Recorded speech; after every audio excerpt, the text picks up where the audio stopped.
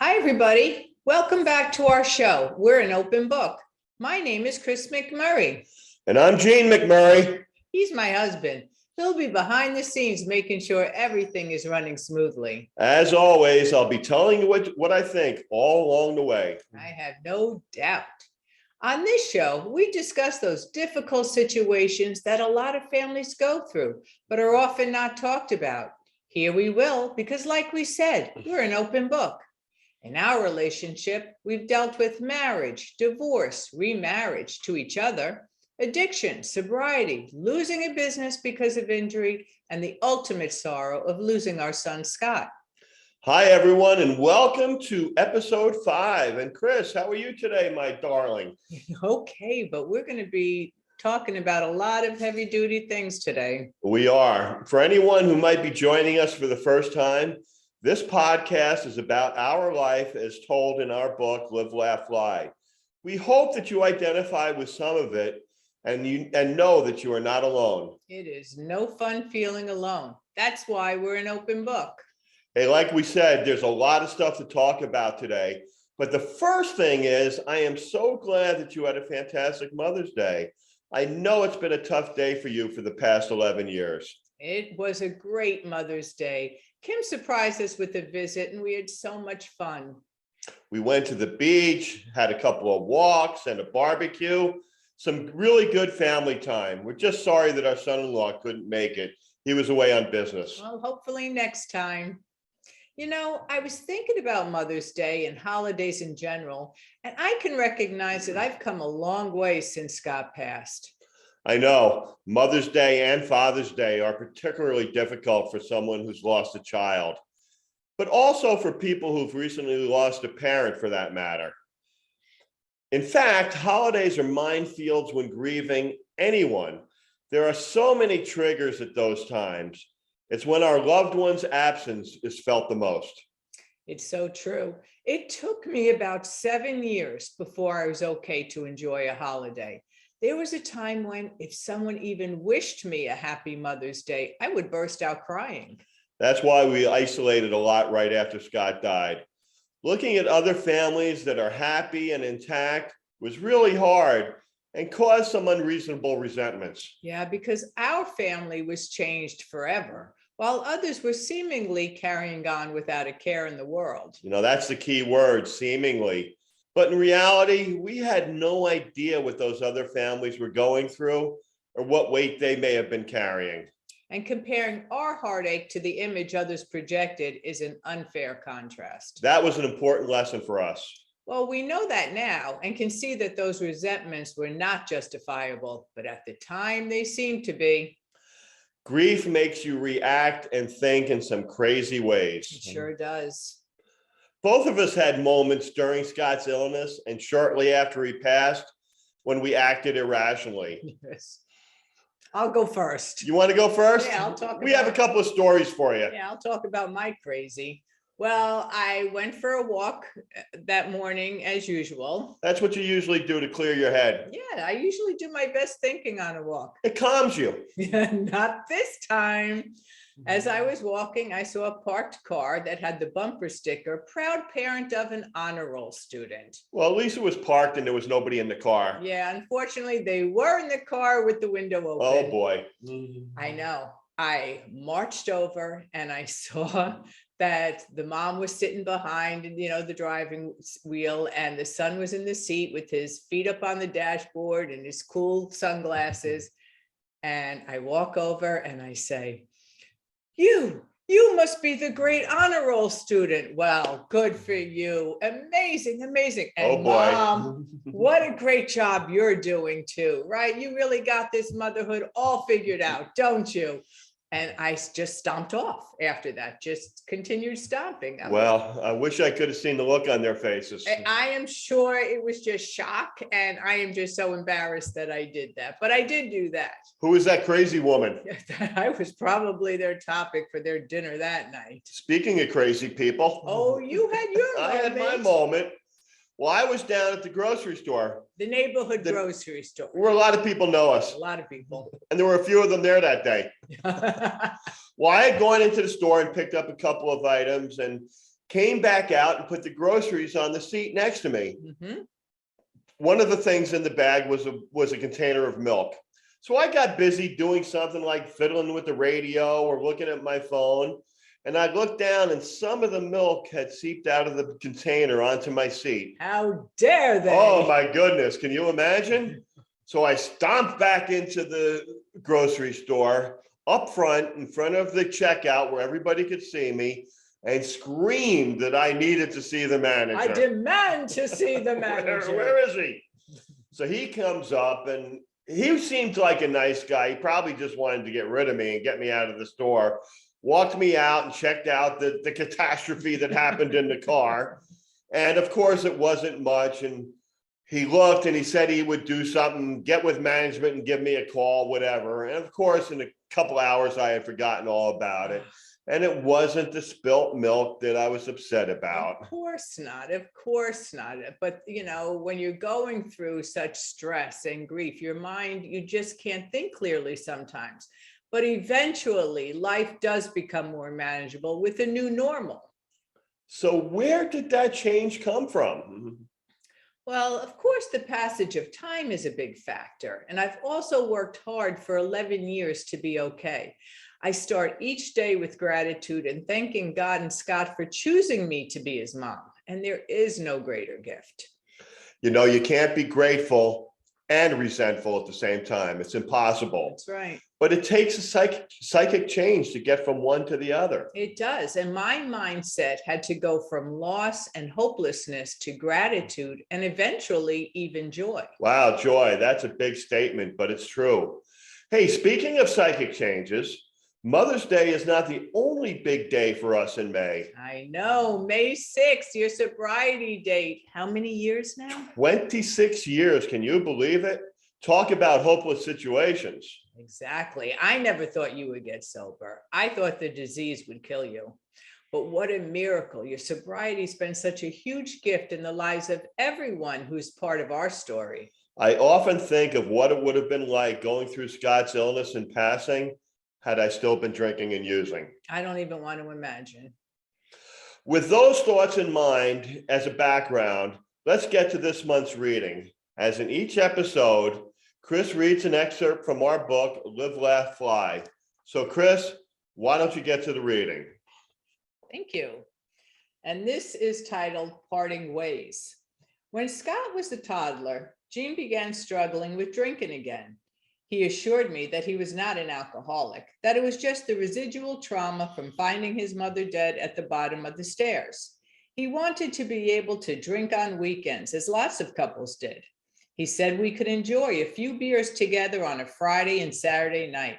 Doesn't that sound like fun? He said. In my heart, I knew this wasn't right, but I wanted to believe him. I was trying really hard to cling to this marriage. There were now 2 children involved. Foolishly, I agreed. Within a very short time, however, Gene's weekends began on a Tuesday. I knew this wasn't trauma drinking. It was full-blown alcoholism. By the time Scott was 4 and Kim was 6, Gene had been to rehab 2 more times, always with the promise of, this time I will do it. It was exhausting. I was running the daycare, taking any job I could, while Gene was bouncing from job to job. Gene would stop drinking for months at a time. There were difficult times, but there were good times as well. Life was definitely a roller coaster. We enjoyed taking the kids to the park, and we had fun together, the 4 of us. We were working on our marriage and trying to communicate more effectively. When Kim and Scott were asleep, we would watch our favorite TV shows or a movie. We tried not to argue in front of the kids, trying to present a united front. Thank God for Kim and Scott. It was because of them that I continued working hard, trying to give them the stability that they deserved. It was easier for me to focus on them than focus on myself or our problems. They had no idea that money was tight or that their dad had a drinking problem. They were young children. Their days were fun and they knew they were loved. I made sure of that. On February 19th, 1993, everything changed. I will never forget that day. It was after dinner and the children were asleep. Gene came home. At this time, he was driving a taxi cab, but I rarely saw any money from his job. I knew something was wrong with Gene, although I had no evidence of alcohol. I suspected he now had a gambling problem because I knew money was missing. He asked to speak with me in the upstairs bathroom. My stomach sunk with the familiar feeling. Whenever I was summoned to the bathroom, it was never good news. We sequestered ourselves inside and I sat on the hamper. He was standing in front of me, looking nervous. I'm addicted to crack. I don't know what to do. Get your stuff and get out. He was not expecting this sort of reaction. He thought I would offer rehab again, but I was firm. Shaking with anger, I looked him straight in the eye and said, "There are 2 children here, and you cannot stay here with drugs. I'm done. I love you, but I can't live with you. You cannot be here around my babies. Go." He put his things in a hefty bag and I watched him walk away. I then called his sisters and his Aunt Grace, who all lived nearby. I told them what had happened and asked them not to let him in if he came by. I was adamant. Grace lived a couple blocks from us in a turn of the century Victorian home. She was born in that house and liked to say she'll be taken out feet first. We had many Sunday dinners there and she loved us. Grace was someone we turned to when things were tough, who always had a hard time saying no. Eileen also lived in town with her husband and their 4 children. Kim and Scott loved having their cousins, Jim, Catherine, Mike, and Megan nearby. Jean's sister Barbara lived about 20 minutes away, but it was not unlikely that Jean would reach out to her. "Do not let him in," I repeated. Sure enough, he showed up at their homes, but they did not open the door for him. I think back now and realize what a big deal that was. They could have let him in. He was their brother and nephew after all. I know it was hard for them. I know they cried while doing it, but they did it. Now Jean had nowhere to go. I locked all my doors and windows and I took a large frying pan to bed with me. For the first time, I was scared of Jean. He was on crack. I had seen a lot of 20/20 and was aware crack users could be violent. I knew that if he fought me, I would be ready to fight back. I checked on Kim and Scott. Both were still asleep. Then I went into our room and I sat on the bed, crying and hugging myself. And for the very first time, I prayed. I really prayed. "Dear God, please give me strength to handle this. Please keep me strong. Please help Kim and Scott. I know that their lives are changed forever, but I promise I will try hard to give them a good life. I promise. I'm scared. I've never been alone, and now I'm alone with 2 small children. Please help me. Amen." I lay awake the whole night listening for Jane. The next morning, I got up and began my regular routine. Kim and Scott got ready for school and the children arrived for daycare. When the daycare children left that night, I would try to explain to Kim and Scott that their dad would not be living with us anymore. It was a very long day. That night after dinner, I sat down on the couch with Kim and Scott. They asked where their dad was, wondering if he was working late.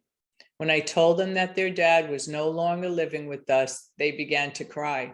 I told them he was using alcohol and drugs and that was not allowed in our house.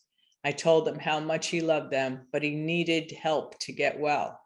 I told them how much I loved them and promised I would always take care of them. They were still crying. We cuddled together in my bed and read some books. They fell asleep in my arms and I cried quietly while they slept. The next day, I came up with a plan. After Kim and Scott left for school, I called their teachers and explained that their father and I had separated and asked them to please let me know how they were doing in school. While the daycare children napped, I made flyers to advertise my babysitting business. At that time, Jean was unable to give me any money for child support.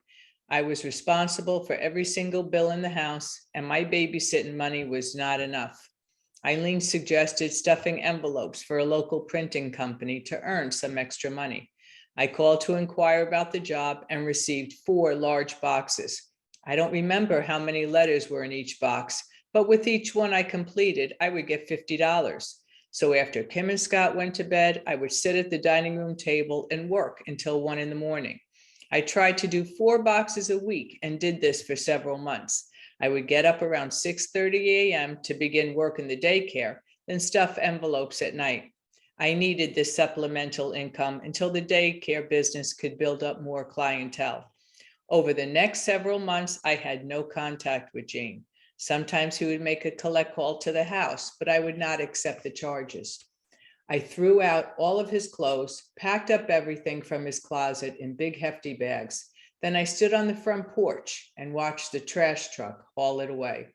I did leave one suit hanging in the closet, a suit for his funeral. I heard that he had gone to another rehab, but once released, he chose to use again. One June night, he came by and said we needed to talk. He had decided to move to California. His Uncle John, who had been sober for a long time, was there, and he offered to try and help Gene. We decided to tell Kim and Scott, all sitting together on the couch. The kids were happy to see him. I remember Scott placing Gene's hand on mine and smiling. My heart broke knowing that was coming next. Gene told them that he loved them, but that he needed to move to California to get help. They began to cry. We both told them how much they were loved. I once again promised to take care of them and explain that going to California might help their dad. I remember as Gene was leaving the house, both kids ran to him and each grabbed a leg so he couldn't leave. That was an image I'll never forget. Gene left the very next day. Soon after he left, I filed for legal separation, and the following year was granted a divorce. While it was heartbreaking to see the final divorce decree, I knew it was the right thing for Kim, Scott, and myself, and in the long run for Gene, who had not contested this decision. Gene leaving was actually a relief for me. It was hard, but at least I didn't have to constantly worry about him. I remained very close with his family, and I'm so blessed to have such supportive and caring friends. It may seem surprising that I didn't distance myself from his family, but the reason is simple.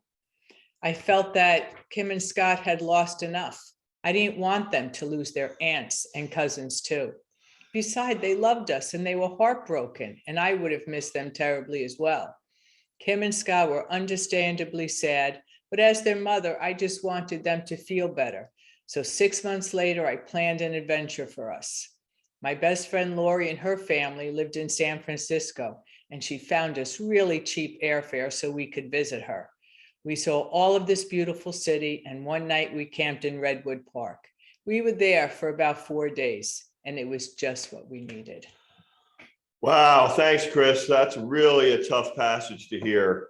And no doubt, for me, it was a low point.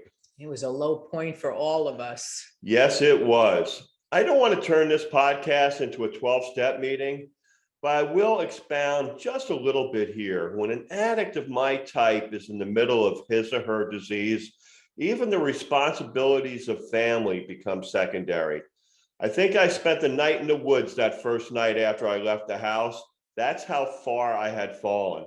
Thank goodness you were able to keep the kids and your lives on track. But those first few days after we separated must have been so scary. It was. I was afraid of you and afraid of my new life. I didn't know if I could manage a house, my work, the bills, and take care of the kids. It was all so overwhelming. I am sure it was, but in reality, you'd been doing it for a long time. I was determined to give Kim and Scott a good life, that I was willing to do whatever it took. Their happiness was my goal. There is no question that you gave them that. So now for the next 6 years or so, you're a single parent. Let's talk about that a little bit. Being a single parent is so difficult, especially if you're not receiving child support. I was responsible for everything. And one of the tough things was that I had to say no to the kids from time to time. I couldn't buy them everything that they wanted. Yes, but I can see now that they had everything that they needed. I wrote a blog post a while back called Single Mom, Supermom. And in my research for that, I learned that 23% of American households are run by single women. And of those, only 44% have a financial agreement with the father. And of course, even they don't all get paid. American women bear an unfair burden of the responsibility in cases of a broken family. Oh, I hate that term, broken family, Why? because I never thought of our family as broken. Yes, you were sick and you had to leave, but me and the kids were not broken. We were shocked, we were sad, but we were not broken. And pretty quickly, we began building a new life, and a life that I'm very proud of. As you should be. As for me, I went to California. As hard as it may be to believe, it would be 4 years before I would see my kids or anyone in my New York family. But even though I would have several stops and starts towards sobriety, I was on my way to becoming the person I am today. I am unrecognizable to the person who was told to leave with a few meager possessions slung over my shoulder in a hefty bag. Sad to admit all that, but it's the undeniable truth. Yeah, the truth shall set you free. But I think it's impressive that you're willing to share your story so openly. I think many people can relate because so many families have been affected by addiction. You know, in the course of writing our book and the first few episodes of the podcast, I've been approached by so many who have told me that they relate and appreciate our candor. It goes back to what we said at the beginning of today's show about never being alone. How did you grow in our time apart? Well, I've shared in previous podcasts how I grew up in such a sheltered and controlling family. I didn't even drive from New York to New Jersey on my own. Now, all of a sudden, I was in charge of everything and I was making all the decisions. If the car broke down or the refrigerator needed to be replaced, I had to figure out how to handle it. And little by little, I did. My confidence began to grow and I began to change for the better as well. I did things I never thought I was capable of. And I'm grateful for my time spent as a single parent. My growth came most importantly by putting down alcohol and drugs. They are just not compatible with me. Then I had to learn to be a more responsible person. First, I had to be consistent in taking care of my own day-to-day needs. Food, shelter, and transportation. Then I had to start taking care of my kids again as best I could, even though I was in California. That meant consistently sending some sort of financial support. At first, it wasn't much, but eventually it became more.